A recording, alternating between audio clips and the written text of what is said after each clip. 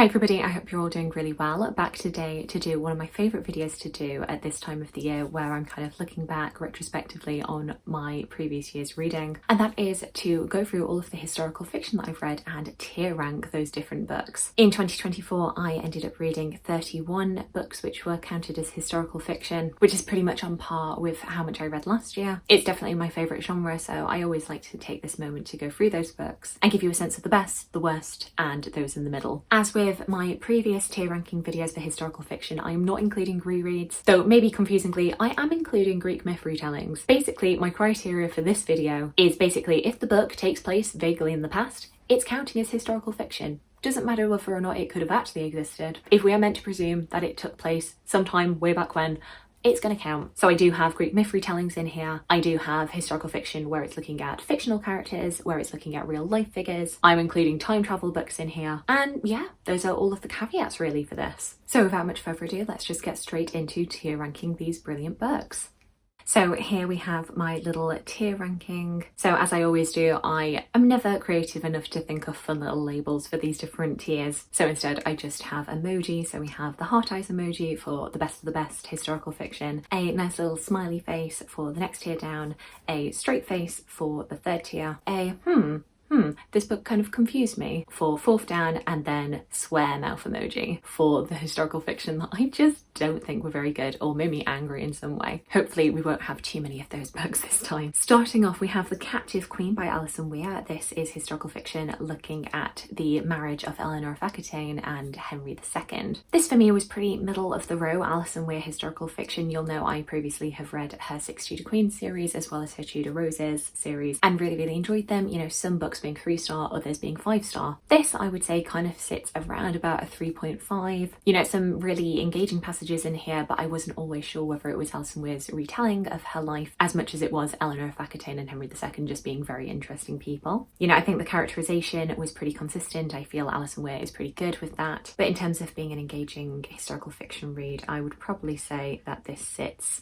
kind of middle of the row for me. Next up we have Lessons in Chemistry by Bonnie Garmus, which everybody and their mum and the dog was talking about a couple of years ago, and I only just read it in 2024. You know, I'm glad that I waited until the book actually appealed to me rather than just jumping on the hype train, but I'm also equally glad that I have finally read it. This for me was a pretty good historical fiction. I have a whole review video where I talk about this one. Maybe I'm not giving in quite so much to the hype to say it's like one of my favourite historical fictions of all time, but I do occasionally go back to that review and I realise how much I did like it. There were definitely some issues that I had with it, so I would say it's kind of the lower end of this second tier, maybe going down towards the third tier, but I did enjoy it. I thought it did bring up some interesting themes, though still I haven't yet watched the Lessons in Chemistry TV series, and I feel like that would actually flesh out some more aspects of this book that I felt were kind of lacking in Lessons in Chemistry the novel. Herc by Phoencia Rogerson, I really enjoyed this. So this is Greek myth retelling, going through the life of Heracles, but from the perspective of everybody else in his life and what they have to say about him. I love this. This was so fun.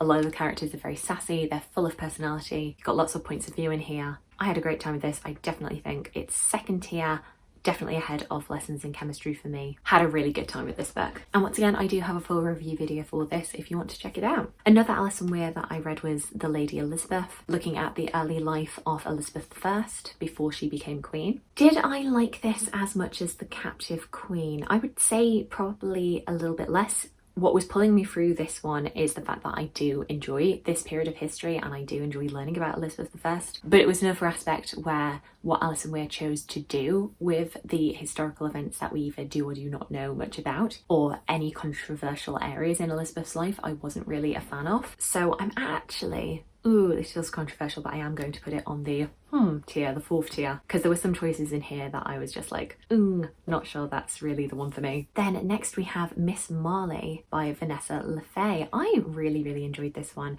This is just a short little book looking at the life of the sister of Jacob Marley, who we know from A Christmas Carol, who appears as a ghost to Ebenezer Scrooge. But this is just imagining a fictional life for him through the perspective of his younger sister and her witnessing Marley's downfall, becoming a more immoral person. Her trying to fight back against that and kind of make him see the light, and how she constantly fails to do that. It was such a really interesting depiction of late Regency, early Victorian Britain, and particularly the effects on the poor and the destitute. Definitely one that I recommend for your future Christmas reading if you didn't get around to it this year. Then next we have Lady of the English by Elizabeth Chadwick. I was so excited for this one because it's an Empress Matilda fictionalization. You know me, I love Empress Matilda, but I have been a little bit reluctant to read fictionalizations of her life. And yeah, this is kind of why. I think because I have such high expectations, it means that the books have further to fall. For me, this is going on the second tier. There were definitely good aspects of this, bits of Matilda's life that I really liked being able to read, seeing them brought to life by a fiction author. But unfortunately, there are a lot of things about this that really did grate on me, particularly the relationship between Empress Matilda and her second husband Henry. I really did not like how that was depicted. Next up we have The Good Wife of Bath, and if you've seen my favourite books of the year video, you'll know that this was on it, so this one is going right up there. This is imagining Chaucer's wife of Bath as if she was a real person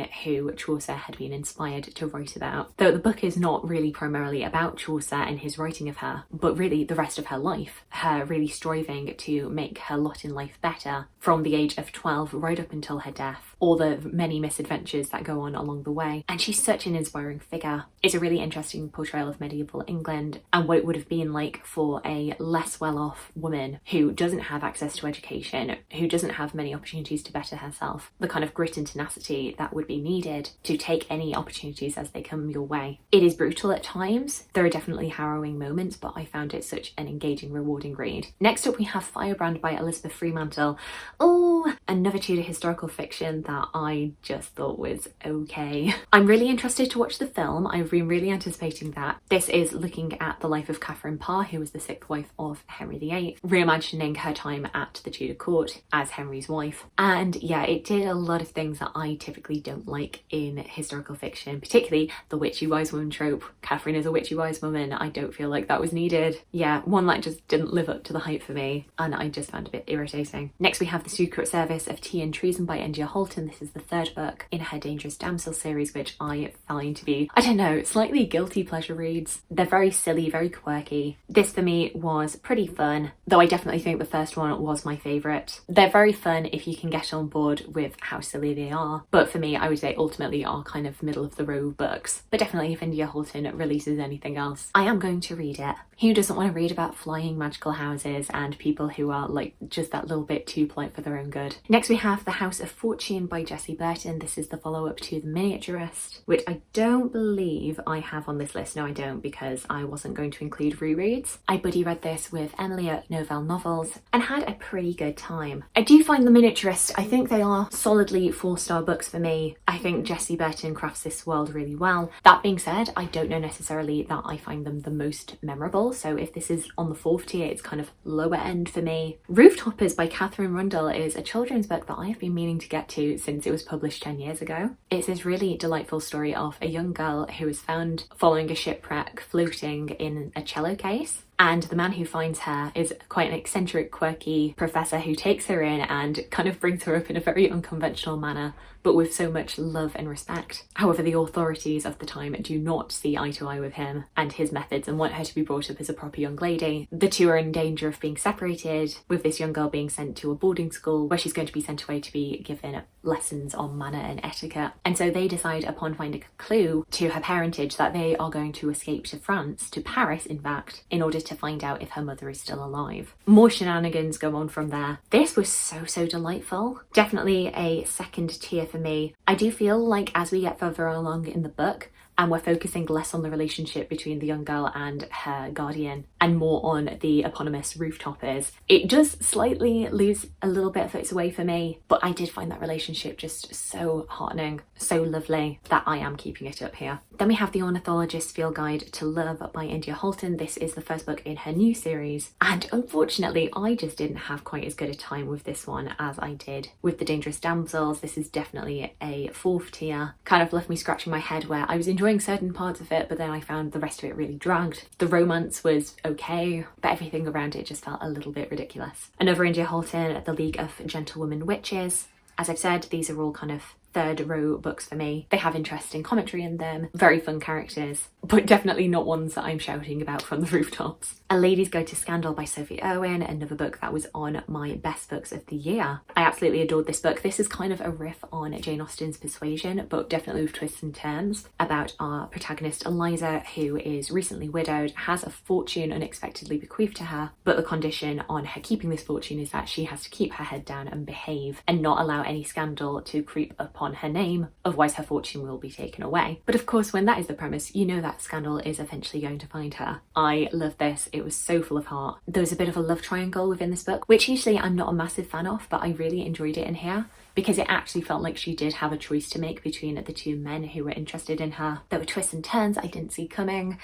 Yeah, I love this one. Next up we have Mary and Frankenstein, which is a picture book. Really enjoyed this one. Obviously it's going to simplify some of the story and the history behind Mary Shelley and her writing of Frankenstein to appeal to children, but I thought it was a beautifully done book. Next we have Babel by R.F Kuang. It's interesting, I actually haven't gone into my full thoughts on Babel, despite the fact that in February, March, I did this as a full buddy read. I did enjoy this one. There were definitely aspects of like the major themes of this, which I thought were maybe a little bit heavy-handed, but kind of like with The Secret History, I really enjoyed the atmosphere that was evoked, you know, reading Babel while you are living in Oxford, and particularly listening to the audiobook for the last few scenes of this book while walking around Oxford city centre.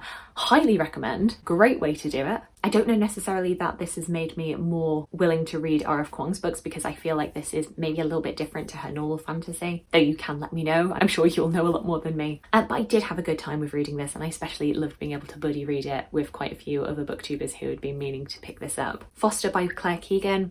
You know me, this has got to go. Excuse me, not in the second tier. First tier, love this book. This was such a fantastic read. I've got a full video down below, but this is a short little novella following a young girl who is sent to live with a foster family and gets to experience love and warmth and affection that is unconditional for the first ever time, and it's just so beautiful.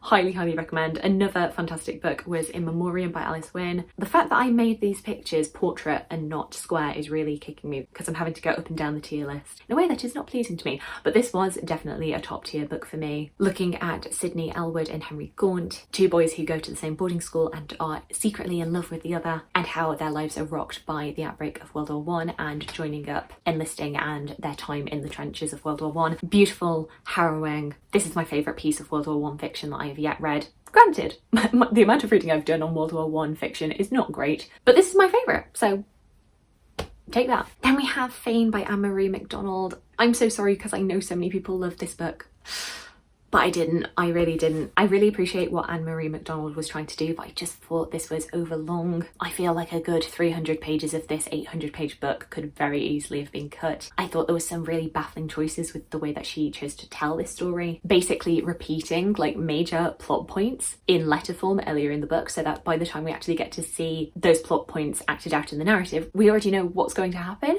So there is no drive, there is no momentum to this book. Yeah, I know everybody loved this book in 2023, but I didn't see the appeal, and I'm so sorry. Next up we have Henry VIII, The Heart and the Crown by Alison Weir. This is probably my favourite of the Alison Weir books that I read this year. Definitely top side of the third tier. I definitely understand a lot of people's issues with the pacing on this one. Her book on Henry VIII is just as long as all of her other Six Tudor Queens books, and really I feel like for Henry VIII he needs a little bit more space. We're just kind of going from one event to the other and not having quite as much breathing room and reflection space, which I understand, you know, with figures like Jane Seymour, where there is a little bit less in the historical record, or Elizabeth of York, where we have a little bit less. You're able to spend a little bit more time with them, kind of reflecting on their lives and what their choices have been, in a way that you just don't really have that same breathing room for Henry VIII.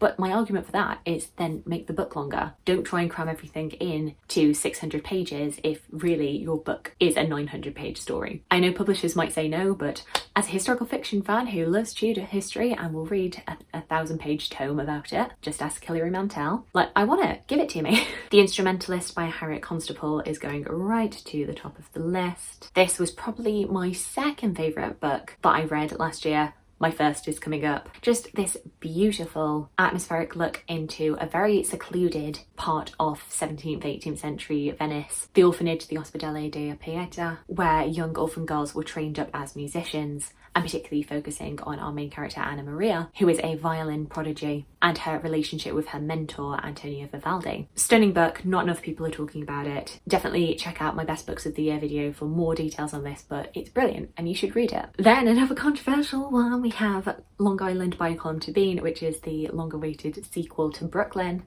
and I didn't like it. Yeah, whatever magic was in Brooklyn, I just did not feel in Long Island. I understand this one is a bit more of a controversial story, like what is going on. There are lots of moral ambiguities, but I just did not get on with anybody's decisions in this book. And I don't need characters to act completely morally upright to enjoy them, but I do at least need to enjoy the writing. And for me, it just kind of fell flat. I found it very, very dull. I was reading this on a plane, either on the way or on the way back from Santorini, and all the while I was like, why am I not reading anything else?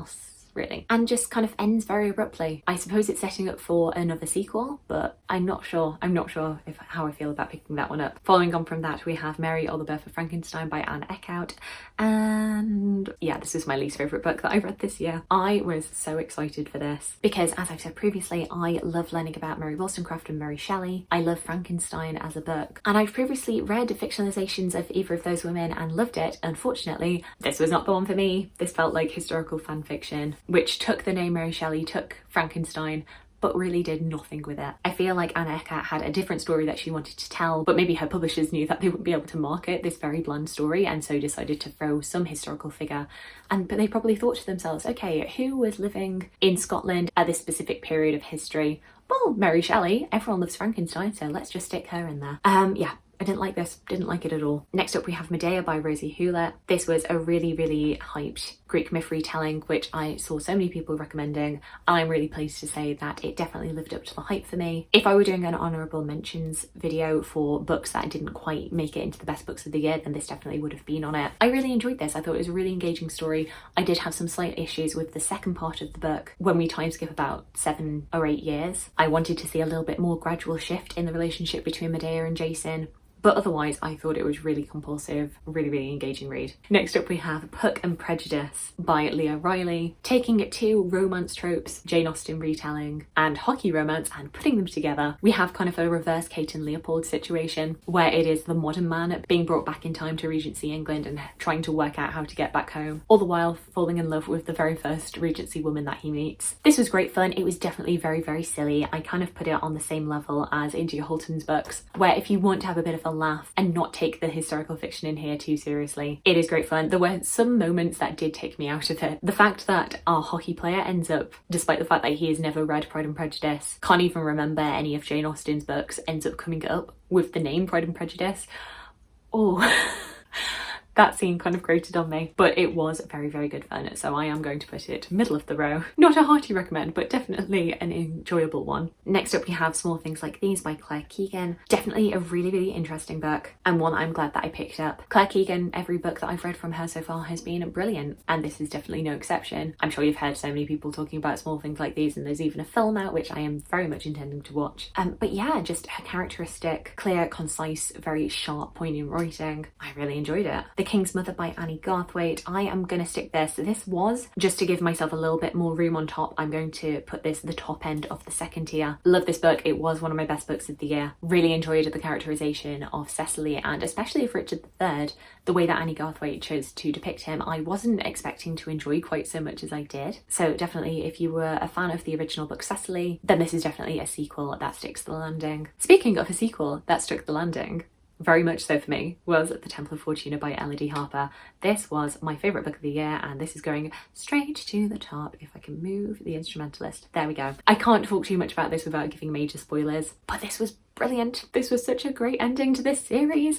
I have a whole review video for it down below. Just, you know, if you haven't read The Wolf Den, you have to. It's so good. And it's one of those series where every book gets better and better. I feel like Elodie Harper really, really honed her craft through these 3 books. So I'm so looking forward to Boudicca's Daughter, which is coming out in August, because this book, this book. Next up we have The Tower by Flora Carr, which is looking at Mary, Queen of Scots, around her abdication period where she has run away to England and is being holed up in a tower for several months. This for me was okay. I'm probably going to put it third tier. In fact, I'm going to put this at the bottom end of the third tier because I do think I enjoyed The Captive Queen that little bit more.